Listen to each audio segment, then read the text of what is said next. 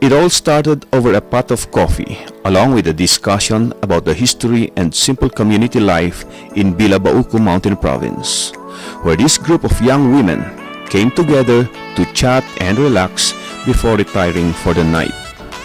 Shifting from the usual topics, the group related their observations on the situation of the local coffee industry, where the idea of venturing into the industry came up.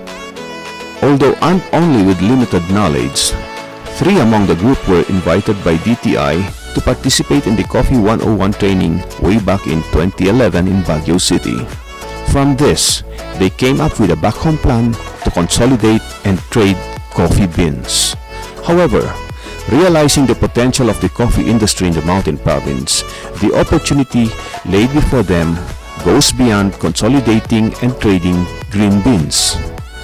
Along with this, they then named their group as the Bila Rural Development Club, or simply Bird Club, consistent with the aim to soar and fly high with their dreams. With that, they decided to try a hand in coffee processing.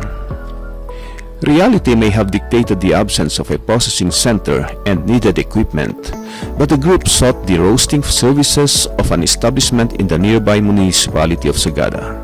Faced with the high cost of the process, the group then sought assistance from government offices, most especially the Department of Trade and Industry, for the procurement of needed facilities through the Shared Services Facility Program.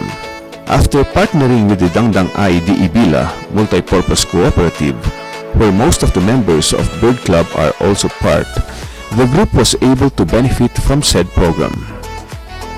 With the launching of their SSF in 2014, it invited better opportunities for the group. Today, it is providing roasting services for individuals, SMEs, and organizations in the nearby municipality of Tadian and in the locality of Bauco.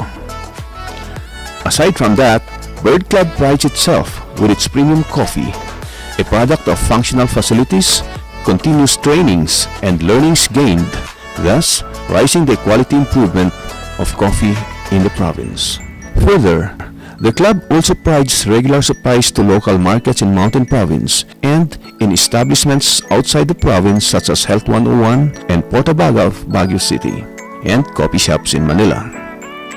Aside from their president being invited as resource person during trainings and seminars on coffee production, their processing facility serves as an educational hub or on-site learning facility.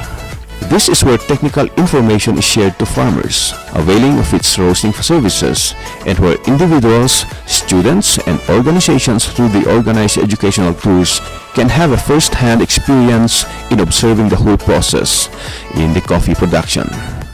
The latest of which to visit the facility is a group coming all the way from the University of Gastronomic Science from Italy. Moreover, with all the experiences in coffee production and processing, Bird Club members replicated this in other product focus such as Insumix, wine, and peanut as it continuously levels up, worthy of its name, especially that it already has.